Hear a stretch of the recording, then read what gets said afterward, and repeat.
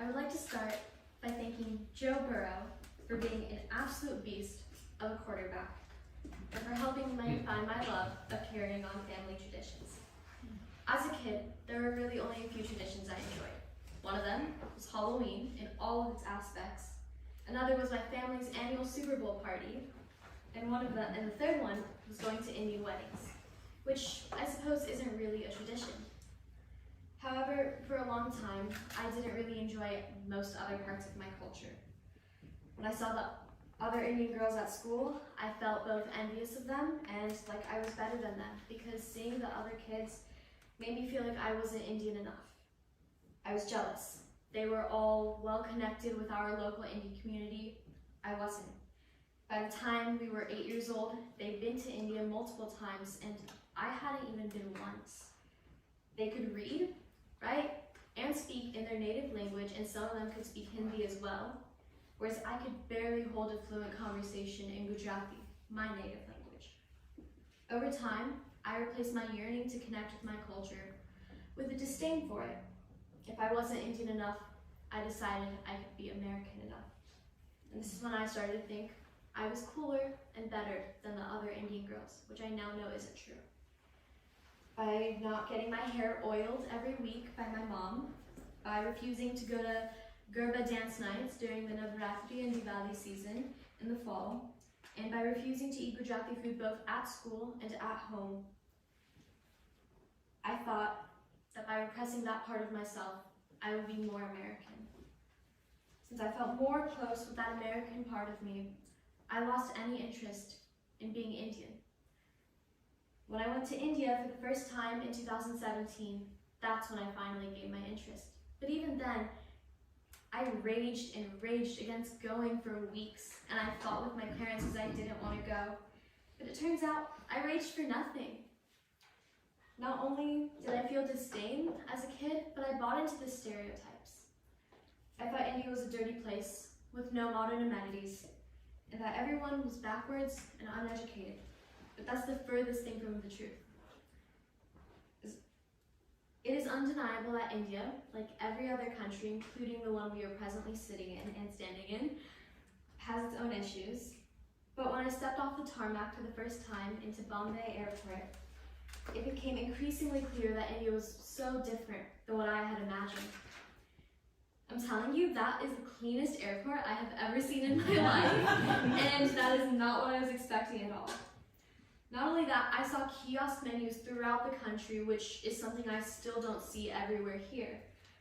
I saw some of the sleekest buildings that I've ever seen in my life, and I hope to see more buildings like that in our future. And the people were nothing close to backward. They were kind, open-minded, and they had the most interesting stories. And they were, like my own family, as welcoming as they could be. During my time in the villages, I walked through the place my dad grew up and the place where my mom spent the first 6 years of her life, and I struck up conversations with both my family and with strangers that I met for the first time that day. They always had something interesting to say. And maybe it helped that my trip started with staying in one of India's coolest hotels, because I love hotels, or maybe it was getting to see the Taj Mahal and the palaces of Udaipur for the first time. But in a short month, I went from wishing I could erase the Indian part of my identity to begging my dad to let me go to the same boarding school that he went to when he was my age. I saw women that donned their saris proudly, families that walk through Old Delhi's Chandni Chowk, which has been around for hundreds of years as part of their daily routines, and people with the most interesting stories about their lives, all carrying pride for their culture with every moment.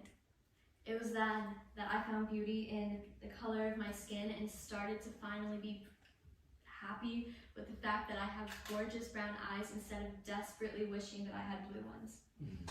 I found myself excited to wear Indian clothes, finally do a Garba dance at my uncle's wedding, which I'm not good at, and I did ask my dad over and over, even after I came back, to let me go to his boarding school. He said no, which in retrospect I am happy about. But I have nothing to be ashamed of, because I come from a beautiful culture. I'm happy to say that I am now proud of it. But I'm not just Indian. I am also American. I'm proudly Indian American. I just had to learn how to find myself as both at that point. And that's where the Super Bowl comes in. Because what is more American than the Super Bowl? At least that's what I think of. To me, football means family. It also means making sure my house is sparkling clean the Friday before the Super Bowl with knowledge that it will be destroyed before pre-gaming even starts. It means amazing food after a month of my mom frantically freaking out over what foods are going to match her menu. And it means watching football and seeing the really intense rivalries that my family has come to life in the form of my cousin wearing his Raven shirt and me in either an LA Rams or a Cincinnati Bengals shirt, depending on whether I wanted to match with my mom or my dad that day, and seeing a couple of uncles and a cousin in a San Diego Chargers shirt.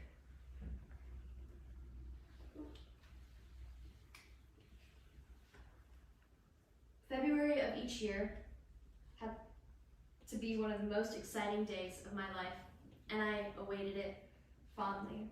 It was the smell of spices wafting in the air, the sound of my family carrying through the house, and the sight of the TV broadcasting the game that my family had waited an entire season to watch together. But that didn't start happening until February 2019. That was my favorite Super Bowl at first, because I was finally starting to get into more than just the halftime show, because one of my cousins had the patience to explain the game to me in immense detail, and I still only get the basic premise, but it helped. And it was also the biggest Super Bowl party we had, and I had the spiciest food that year, so I think I definitely enjoyed that. But less than 30 seconds after my dad closed the door on our final guest, we got a phone call from my cousin. She said something was wrong with her dad and that we needed to call 911. We found out that he suffered a severe stroke, and after a month of hospital waiting rooms, Vijay Fuji passed away. I'm sure that many of you in this room have experienced loss, and my heart goes out to you. Some of you maybe are familiar with the guilt that comes with doing something without someone because it just doesn't feel right without them there. That's how I felt. I remember a year later, it was February 2020, I was in my bedroom doing homework when I came outside and saw my parents watching that year's Super Bowl. Even though I'd gone to see the Rams play in person less than 2 months prior, that didn't affect me as much as realizing that for the first time in my life that I can remember, my uncle wasn't watching the Super Bowl with me, and for the first time in my life, I didn't have any celebration for the Super Bowl. It was also the first time in my life that I didn't even know the Super Bowl was happening until I walked into the room and saw it on the screen in front of me. I still couldn't watch football without taking a moment to myself to cry, even a year later. I went back to my room and did exactly that, but I didn't want my parents to know. But then, a young, talented quarterback by the name of Joe Burrow signed to the Cincinnati Bengals, which has always been my #1 team, closely followed by the LA Rams, which made this year's Super Bowl hard to watch. When my uncle Nito's mama played one of the games on his TV in November 2020, I couldn't look away. Since I understood the basic aspects by that point, I understood it was going well for the Bengals, which doesn't happen often, as I'm sure those of you who watch football are familiar with.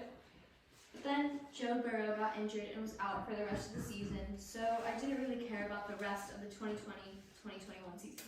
But by the time that Super Bowl came around, my family and I felt it was time to bring back the Super Bowl tradition. Vijay Fuji was someone who wanted us to be happy and would have wanted us to continue to watch the things that he loved watching. Even though he wasn't here with us physically, he will always be in my heart and the heart of those around him. That said, COVID-19 and a year of living in the pandemic meant we couldn't do what we wanted to do. So all I paid attention to was the weekend's halftime performance that year, because none of my teams, the Bengals, weren't there. However, when the 2020-2021 season rolled around, Joe Burrow was ready to go, and frankly, so was I. As he and the rest of the Bengals began crushing it on the field, football became a constant in my household again. as my mom planned a Super Bowl party for the first time in 3 years. It was smaller than what I was used to, and the menu was less extensive. But it was there, in the fusion of Indian food, the clanging of pots and pans, and football playing on the TV, that helped me find myself as an Indian American. I love the Super Bowl because of good food, the family that is always there with me, and because of the way it seamlessly blends American sports culture with the Indian hospitality that has always been a part of my life. Culture and tradition play such a big role in shaping who we are, which is why I look forward to not only carrying on the traditions that I learned here as part of Friends Forever International, but also the traditions that my family has carried on through the generations, and passing my love of the Super Bowl down to my children. Thank you.